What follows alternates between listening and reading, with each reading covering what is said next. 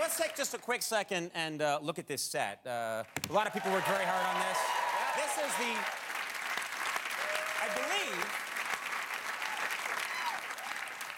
I believe we're the first talk show that has a view of the ocean. Right. You can smell the salt air wafting in. There was a very short-lived one hosted by Flipper, but I don't know if that counts. And look at this moon. It's a three-dimensional moon, and isn't this beautiful? Check it out. I just have to mess with this. It actually moves. Check it out. I can make it do things. There's on, and I can go, and...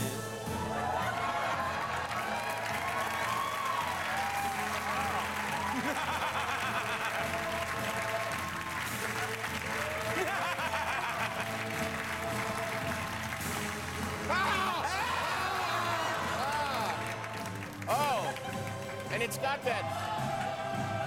It's got that incredible, realistic lunar wobble. Yeah, look at that. Wow. Is that just not, like the real thing?